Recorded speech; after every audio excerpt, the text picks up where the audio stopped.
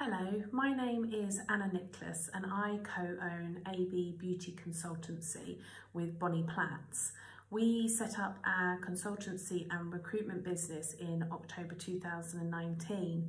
I've been in the beauty industry for over 20 years now.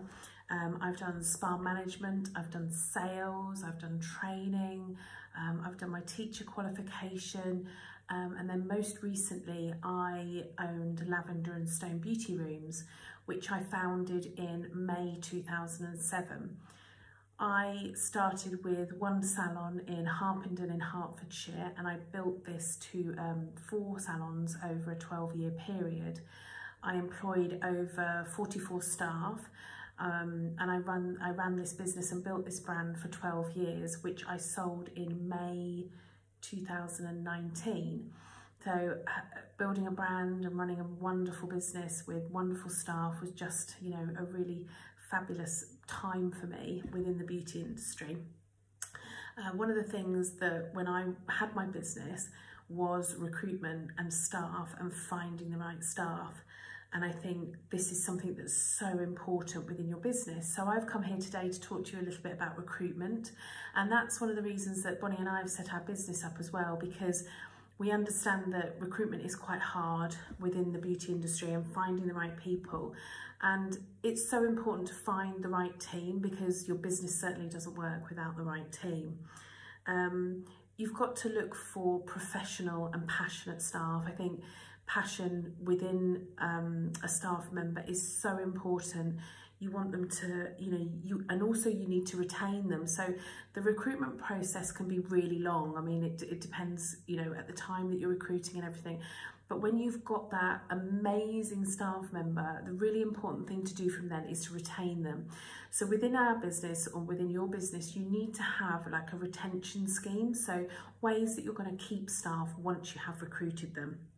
And also training plans for your team, so that which comes under your retention scheme as well, so that you're constantly training and developing them to make them a better therapist, to give them more feathers to their bows, if you like, and develop them in their career. Finding quality CVs, that's another important thing, and I think there's lots of different ways of doing that. But it is really important to really look into a CV, really try and, go through what their qualifications are, what their passions are, and always contact at least 2 references when you're recruiting.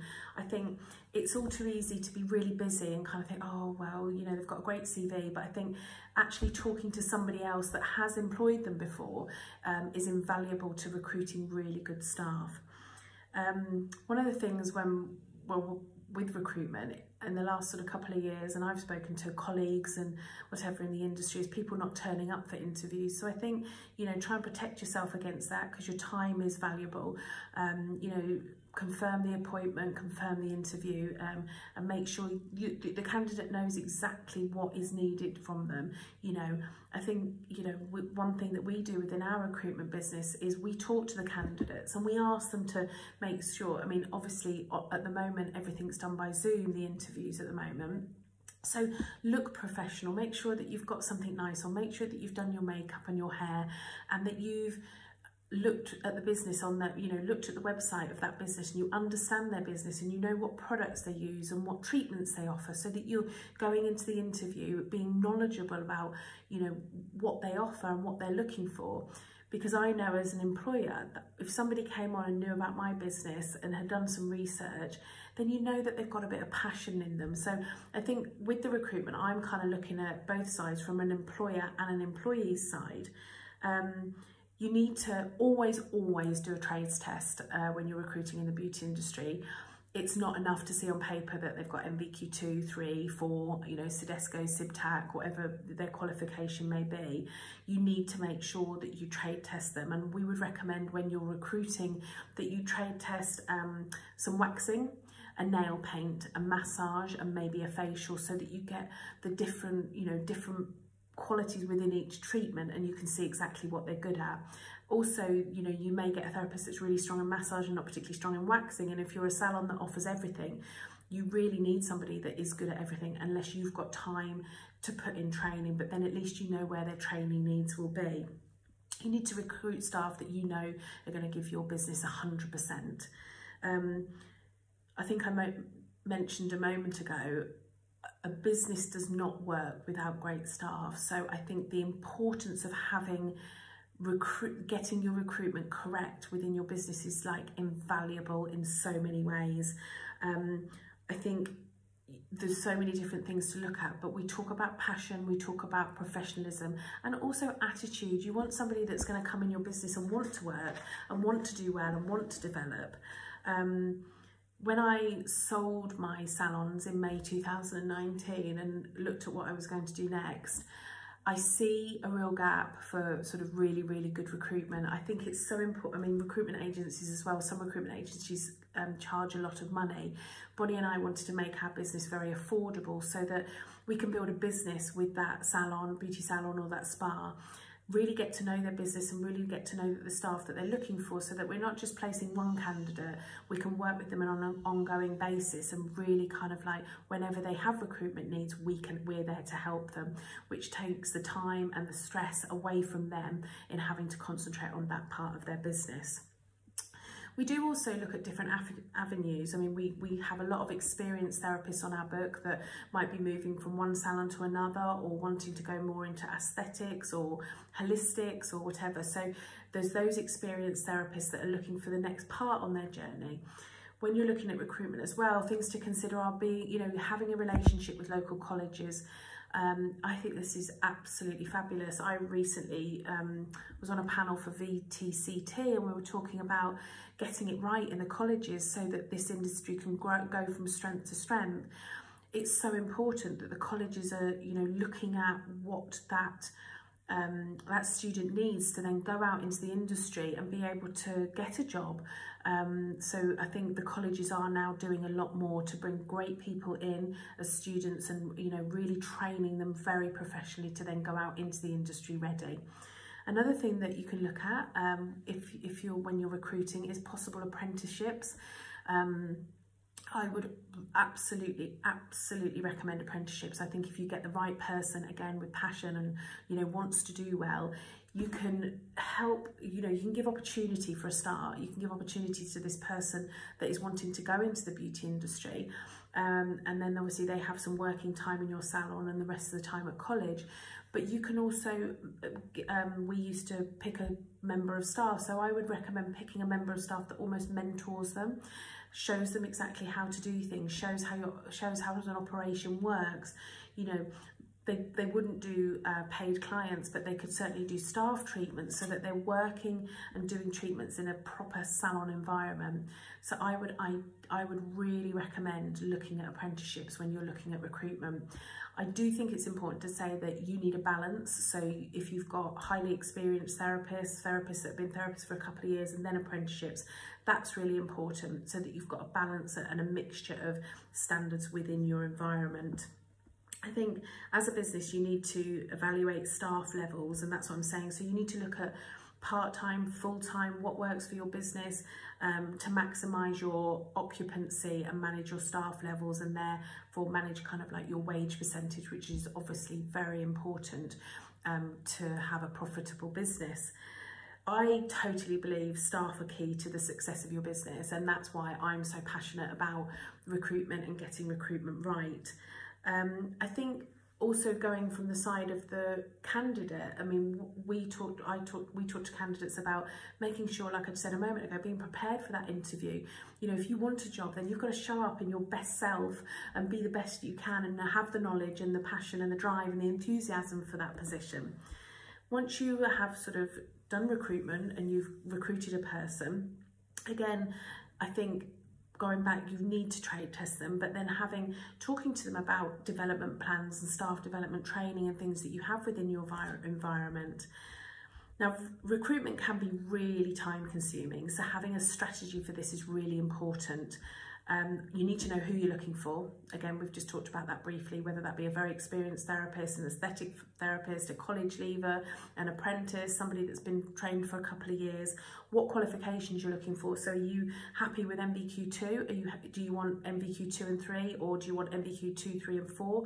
Do you want them to have experience in aesthetics?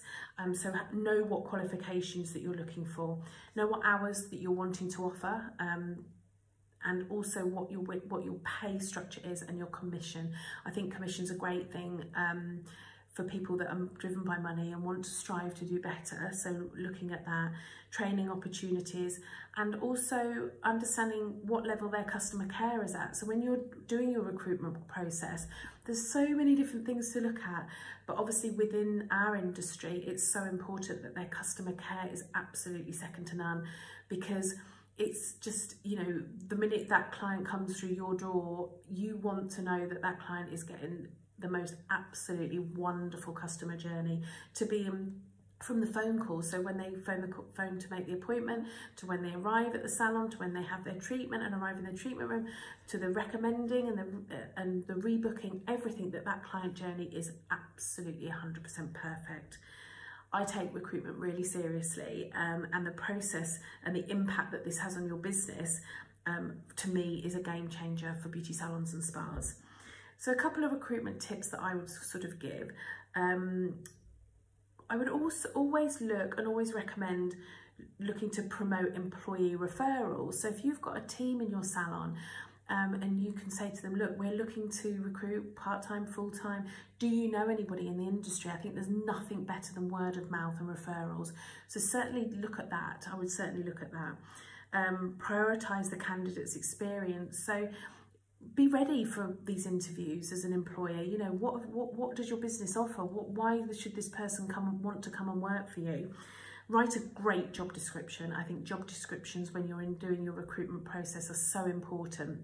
You want somebody to read a job description and be excited by it and think, oh, I really want this job. So I think taking time to look at your job descriptions would be a really important part of it.